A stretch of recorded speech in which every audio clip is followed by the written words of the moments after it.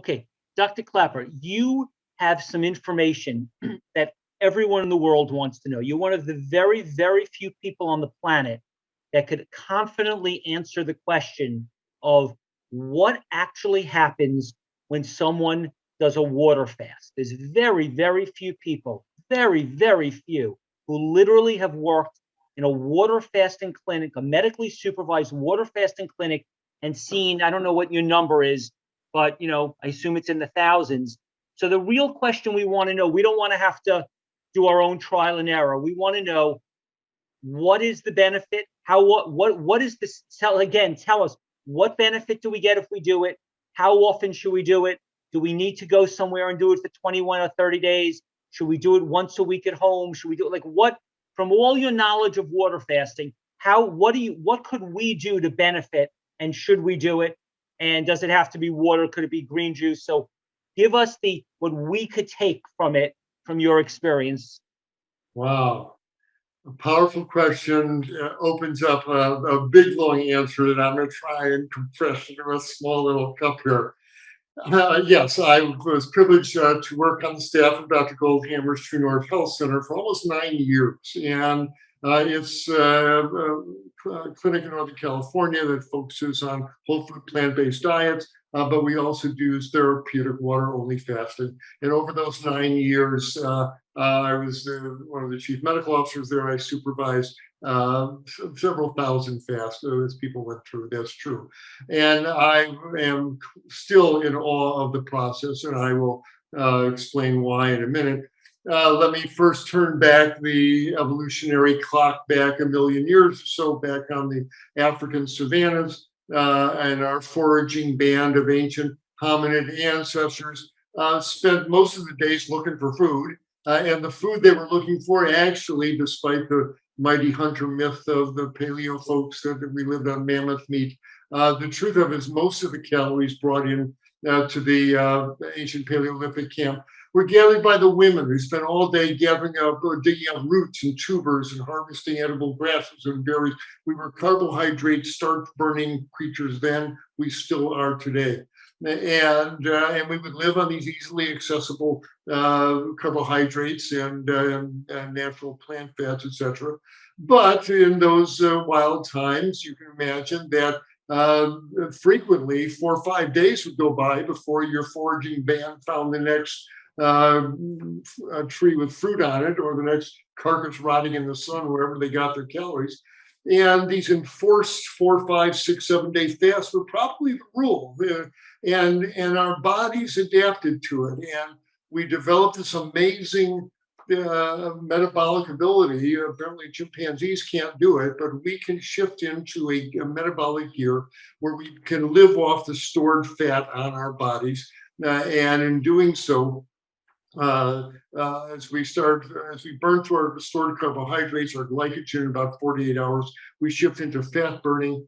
And as you metabolize these long chain fats, these small acidic molecules called ketones come in the bloodstream, and your cells are awash in these ketones. And for a while, 5, 7, 14 days of ketosis, remarkable things happen in the body. This sends chemical messages to all your tissues, and they each react a bit differently. They all know that calories are precious now. We've stopped eating that flood of carbohydrates, and the body shifts into this remarkable metabolic gear. We get more efficient with our calories. Thyroid function goes down. General metabolism goes down. The body doesn't want to waste energy on useless reactions like running inflammatory reactions, a waste of stored calories. So we see inflammation dial down. Running a malignant tumor is a real waste of energy. And we have seen patients with lymphomas have them get smaller. The body enters a state of conservation. And this amazing process called autophagy happens, where the cells look into themselves and for molecules that they can use for fuel to throw into the metabolic furnace. So old oxidized starches and junk DNA and junk proteins, the body cleans itself out during this stage. It's really remarkable. And during this time, various medical conditions can often get better. Uh, First of all, when you hit about day 3 or 4, for people who are white knuckled at the thought of not eating for 3 weeks, by day 3, one thing that the ketones do by and large is that they suppress hunger. And by day 3, 4, you're not hungry anymore. And people would stop me in the courtyard, Doc, I haven't felt this good in years. I haven't eaten in 3 weeks. I feel great. I'm not hungry. I got energy. I'm feeling good. And again, the body gives us this metabolic gift that in which healing happens, inflammation subside. So we see high blood pressures come down. We see sore joints settle down. You see these fierce skin patches of psoriasis fade right before your eyes, by day 10, day 15, the psoriasis goes away. It's really remarkable what the body does during this time. And again, you're drinking water or vegetable broth, it will work as well. And you're not hungry. You don't want to do a lot of physical activity. Don't lay in bed. But get out of bed, do a little yoga, a little stretching, but that's it. Don't be doing aerobic workouts during a water fast. And you take this as long as your body can handle it in a healthful manner. That said, we're Americans. A little is good, more must be better. Oh, he fasted 2 weeks. I'll fast 3 weeks. I'll fast 4 weeks. Fasting, it's a powerful state, but it's a state of stress. These ketones are acidic, acetone, beta-hydroxybutyric acid, acetoacetic acid. These are metabolic acids.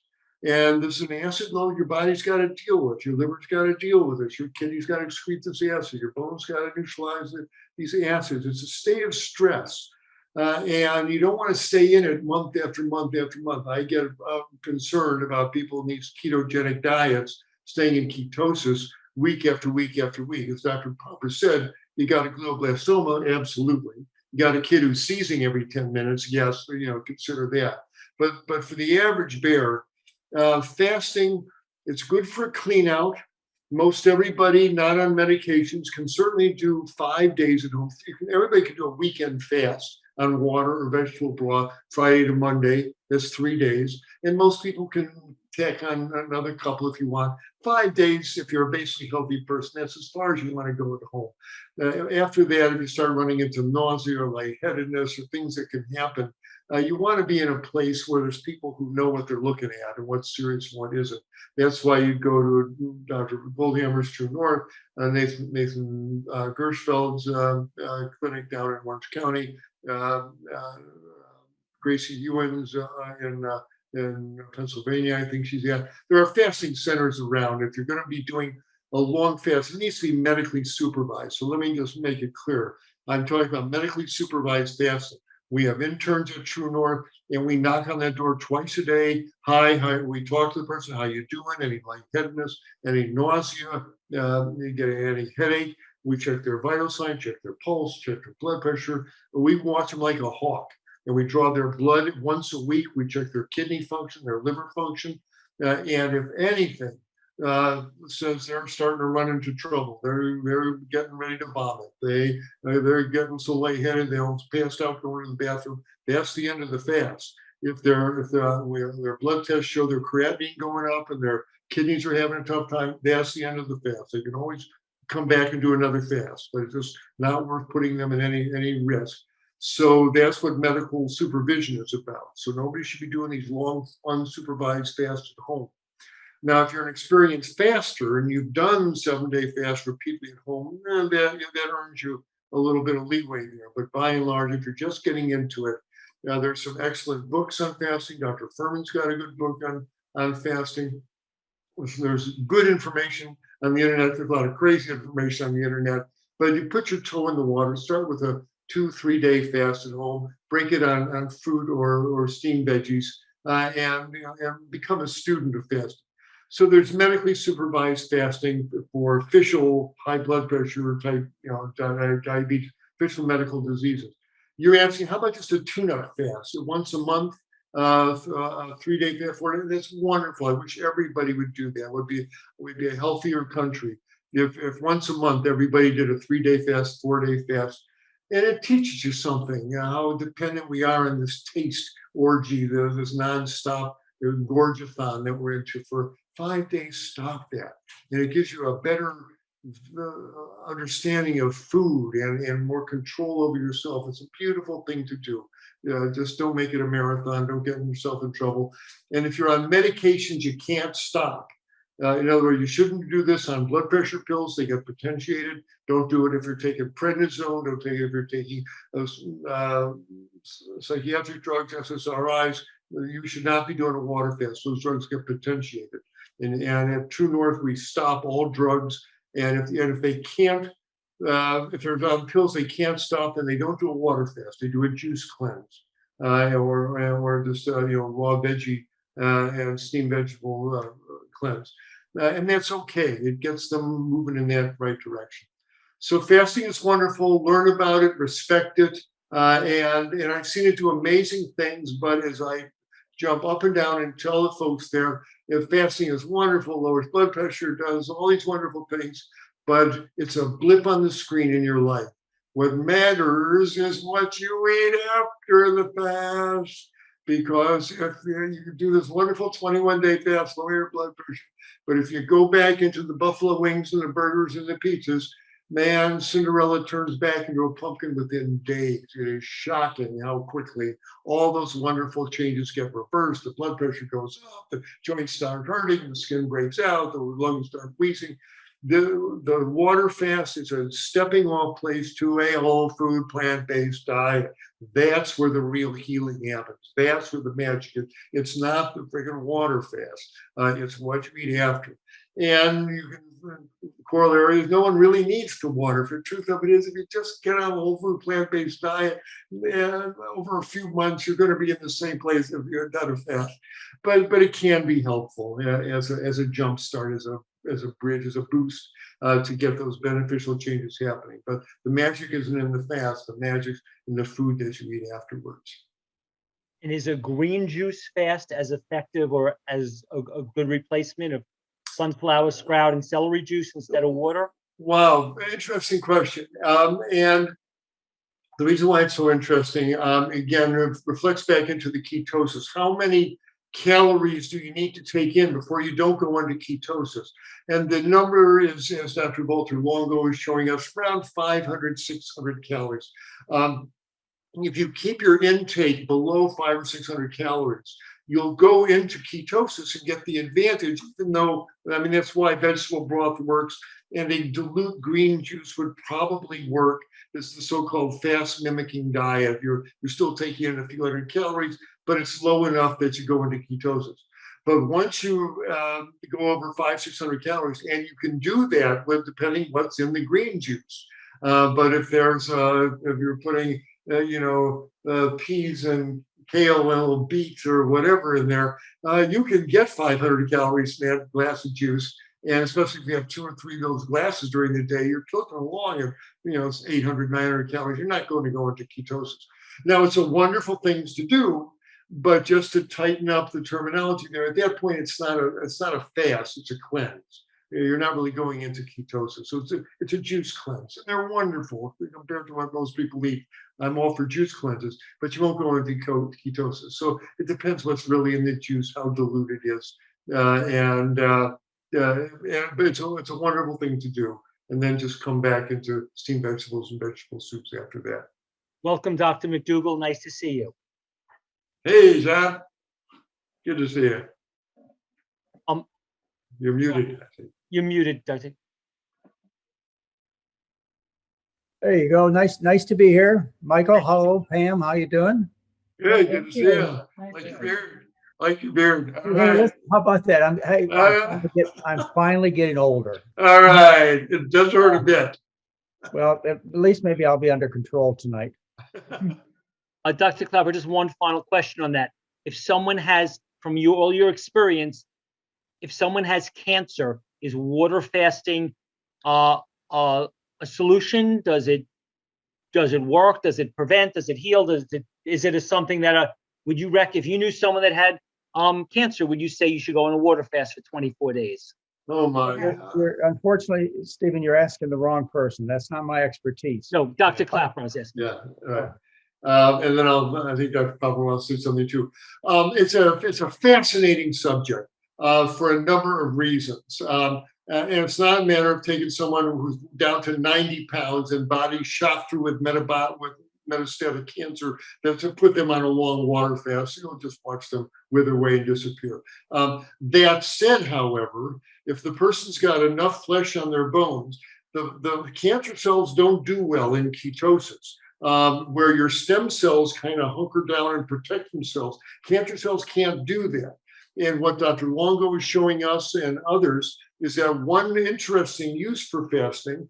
We did have a lady who came to True North with a grade 3 non-Hodgkin's lymphoma, and she did a 28-day water fast, and we watched those swollen lymph nodes and her abdominal mass just shrink away just from the fast alone. So it can have beneficial properties. Again, it's a lymphoma, which is a watery tumor, different than some gnarly sarcoma or carcinoma, but it was a tumor that seemed to lend itself. So there's some anti-cancer properties there.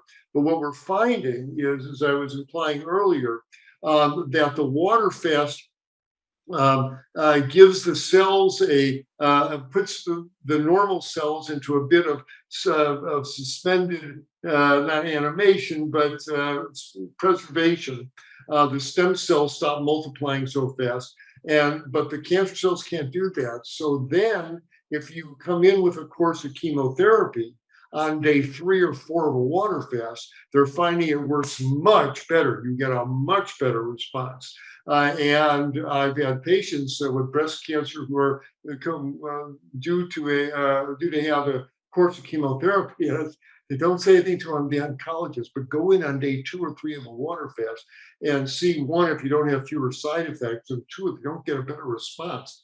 And there's some solid evidence showing that this. It's not, we've got a lot more to learn about it. But so fasting can play a role potentiating. It probably even potentiates photon therapy, radiation therapy as well. So there is a role for fasting in cancer, but we've got so much to learn about it at this point. A lot of research needs to be done. But if you've got a cancer and you've got chemotherapy, get the books by Dr. Walter Longo, Longo, and follow the studies that he cites there, and decide if fasting has a role for you. And give a call to the folks at True North. Maybe go there and fast just before your surgery or your chemo. See if you don't get a better result because of it. Fasting can play a role. Dr. Popper, do you have a? Yeah, I thought he asked me. I wasn't trying to interrupt. I misunderstood. But the only thing I would add to it, if the question is, should a cancer patient fast? I think that the key to successful outcomes for cancer patients is to stop for a few weeks, 2 or 3 weeks, and figure out a plan.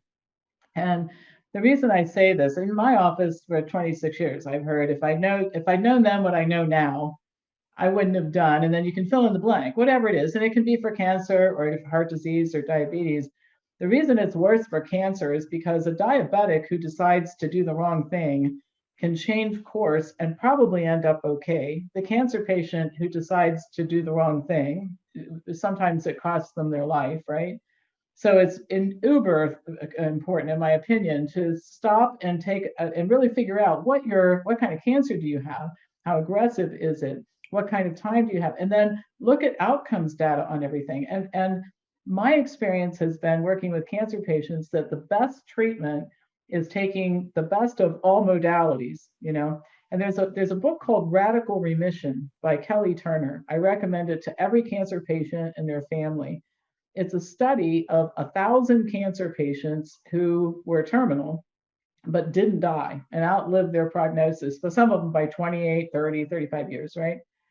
And what she found, she surveyed these cancer patients, and she identified 70 some strategies they used, but they all 100% who didn't know each other used the same 9. That's what the book is about. And the common themes in the book were that, first of all, diet was the first chapter. They all changed their diet. That's very telling. They followed their intuition. Their doctors described them as annoying, actually, routinely. And I think you want to be an annoying cancer patient when you're looking for solutions, right? But really, if you had to summarize what these people did, is they all did a whole lot of different things to survive. And some of them fasted, and some of them did other things too. So I think that the key is coming up with a plan that often can include and should include fasting if they're candidates to do it. And we have a lot of cancer patients we've sent to True North who wouldn't be here today had they not used fasting as part of their overall treatment plan.